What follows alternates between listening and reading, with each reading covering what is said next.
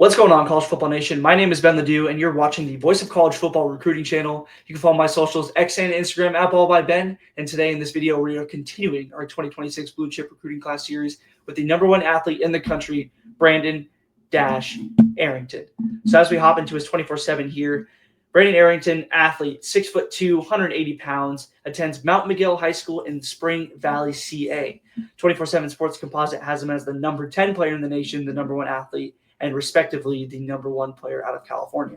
And as you see on your right here, compared to other videos, we have no crystal ball predictions at the time. So 24/7 Sports doesn't really know where he's going. He hasn't shown interest to one college more than the other. So we'll be excited to see his commitment watch on July 5th. So as we scroll down here, we'll look at his college list. He holds 44 offers from Texas A&M, which he's warmer towards. So 24/7 does believe that if he's to choose anything, he would choose Texas A&M, but he's got Oregon, USC, Alabama, and Penn State. So some phenomenal football programs there. And then as we scroll down, we'll get into his scouting report here by Greg Biggins. So dynamic two-sport athlete who doubles as one of the nation's top sprinters. In fact, some have called him a potential Olympic hopeful in 2028, and he's already broken a pair of age group records set previously by Olympic gold medalist Noah Lyles. On the gridiron, Arrington has made major strides at receiver and corner and is hoping to play on both sides of the ball at the next level. He's dynamic with the football in his hands and a threat to score from anywhere on the field. He's much more natural catching the rock and shows some make-you-miss ability after the catch. Corner could be his ultimate meal ticket, where he previously said is his desired position. He has the length to smother opposing receivers at the line, showed much more physicality tackling in the space last season, and obviously the long speed to turn with anyone. He's far from a finished product and still has some cleaning up to do from a technical standpoint, but the upside is off the charts. And there's no doubt he has a high-round NFL draft potential if he hits his ceiling. Perfect. I mean, the scouting report couldn't honestly be more spot on. The only thing that concerns me about Arrington here is that the first sentence, dynamic two-sport athlete who doubles as the nation's top sprinter. So there's a concern. We always see sprinters who want to play football, or who do play football at the next level, especially in the NCAA part. So once they reach the NCAA, they go from high school where football is a hobby. You know, you pick it up. Next thing you know, you realize you excel at it. You can play at the next level. But once you get to the NCAA, it becomes a business. So Dash needs to choose whether he's wanting to commit to being an Olympic hopeful in 2028 or if he wants to commit to playing football. I'm not saying he can't do both, but I feel like it's going to be very difficult to train for football and then also train to be in the Olympics, where you have not the world's best sprinters or the world's best football players. So who knows? No, well, youth football, not youth, but you get what I mean. So as we hop into his Twitter here, we'll just share this real quick. So just want to talk about it. 5-star, #1 athlete in the country, like we said, and then pinned at the top is his huddle highlights, which we'll watch in a second. But 10 touchdowns, 1 INT, 7 pass breakups, and 2 forced fumbles, and he sat out 3 games. So some good stats there. It looks like he primarily lines up at your wide receiver position with his 10 tuds, but I know he also has some kick return touchdowns too. So, this guy is a freak of nature when it comes to the gridiron. So, once you let him catch his stride, he's gone. So scroll down a little bit, and right here, Travis Hunter. I mean, Travis Hunter played both ways in college, as we all know, Heisman. So, he's striking the Heisman pose. But, I mean, based off that scouting report, it did say that, he wants his desired position is cornerback, which I remember Travis Hunter saying was also his desired position as well. So I'll be intrigued to see what he plays more at the NCAA level. So as we hop into his huddle highlights here, we'll just get it started. So based off this rep right here alone, this shows his athleticism perfectly. I mean, he just opens his hips right away. He knows that this wide receiver is going vertical, and I mean, he's just able to keep up with him the whole way. And I mean, it's not even really a bad ball by the quarterback. I just think it's good coverage by Dash there. So there's a lot of different things you'll see in this highlight tape. You'll see him obviously lined up at corner. You'll see him lined up at wide receiver. You'll see him catch the kick returns and make a few moves, break a tackle, and then watch right here. I mean, he basically started where he caught it, but I mean, watch him catch his stride here.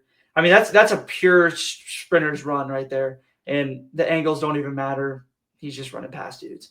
So, I mean, I don't even know why you would kick it to him in the first place. I mean, this guy is one of the best sprinters in the nation, and you still want to kick it to him? I don't understand that. But what I like out of him right here is that he's running through contact, which, I mean, when you see sprinters play football, I mean, there's always going to be some level of scared of contact, but it doesn't look like he's scared of contact at any point. So, I mean, he is a true football player. And right here, perfect example, he's going to hit this kid pretty hard and then rip the ball out. So they're going to pick this up and they're going to bring it back, put their offense in good position. So here, this is kind of, a perfect example of what type of receiver he is in high school. Not going to see a lot of route running out of this kid. You're just going to see a lot of, if they don't press him, which, I mean, I don't even think the press would matter in this situation, but he's just going to run past dudes every single time. So here's just going to show physicality and just light that kid up. Yeah, that's sit down, dude. So the physicality is there. Here, he might display, he's going to display the route running a little bit because he's going to run a little bit of a slant route here. But, I mean, I like how the get off was a little weird, but I like how he sized him back up and then gave him a little move and still hit the slant route for the touchdown. I mean, touchdown's a touchdown, so can't complain. But here we are again. Hefty lefty back here. Just DB flipped his hips immediately. I mean, high school level is so funny because I remember watching Emeka Ibuka in high school and, seeing him get double covered every play is hilarious. But like watching something like this, it's like, this guy wants to get vertical. He wants to get over top and just make the big play. So here he gives him a little move and the acceleration is just off the charts, especially too. So, I mean, that freak of nature ability is really just being shown because, I mean, now he's even lined up at CB. So we've seen cornerback, we've seen wide receiver, and we've seen 2 kick returns. I mean, this is a 5-minute highlight tape, and he's making pass breakups. So the player that he kind of reminds me of, I wouldn't necessarily give Travis Hunter. I think I want to compare him to somebody else. So if he primarily does decide to stick to football, I think he would be a better wide receiver because I think he just has a knack for the football, and I think we can all see that on the defensive side too. He's always near the ball. So the player comparison that I would give would honestly be Jameson Williams because, he got that skinny frame, and we'll see more into this clips. He's going to kind of get these screens. It might actually be this one. Yep. Gets a little stutter step, gets the ball back, and just takes off. Breaking through contact, yeah. So I like the Jameson Williams comparison because Dash Arrington might not excel, might not be the best player at wide receiver, might not be the best player at cornerback. But if you get the rock in this dude's hands on the offensive side of the ball, you can put him on end arounds. You can put him on wide receiver screens. You can put him on go routes. Teach him a little bit of some footwork. Get him into some space, into some zone coverage. Feed him the ball quick. And just see where that Olympic-level track speed can take him. So, I mean, right here, through 2 defenders, he's still making a good DB play. So he's going to be a freak of nature in high school. That's guaranteed. And I think he'll be a freak of nature at the college level too because he's just an athlete. And, respectively, he is the #1 athlete in the country. So this guy's going to be everywhere. And I think, give him the ability to play both sides. If he doesn't excel at one, here he jams the crap out of the kid. So that's a dead route right there. That's a loss in the first 2 seconds. But, here, look, he's even lined up at halfback. So, he's playing a bunch of different positions, and I can see why he's had so much high school right there. He just ran right through him, got skinny. That's perfect, what you want to see out of him. And more CB clips here, more corner clips. He's going to make tackles too, which they did talk about in the scouting report too. They did see that his tackling has become a little bit more superior. So that's always great to see. You love to see the physicality out of an athlete, especially for somebody who's willing to play both sides and full-on blitz, post route. Nice catch there. I like that out of frame. He does have really long arms. You can kind of just see right there when he does hang his. He's bending over, but his arms are at his knees and they're still bent. So he's got great length.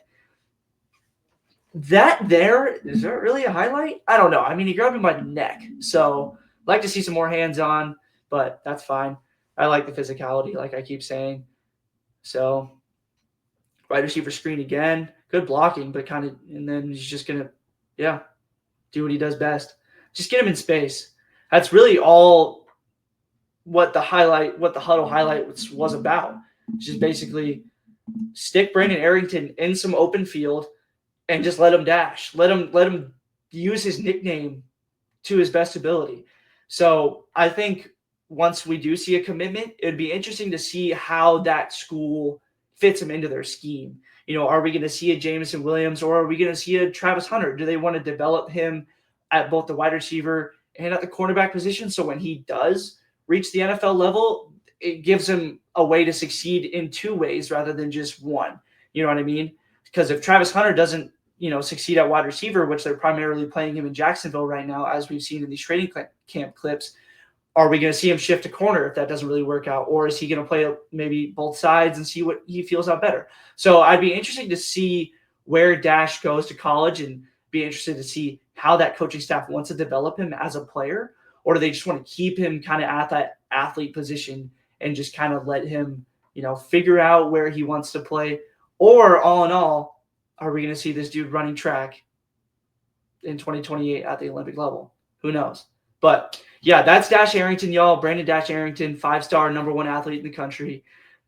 Stay tuned for his commitment July 5th. And, we'll see, man. I'm excited. I'm excited for this player right here. But my name is Ben Ledoux. You can watch all the videos here on the Voice of College Football Recruiting channel. But you can also follow my socials, X and Instagram @BallByBen.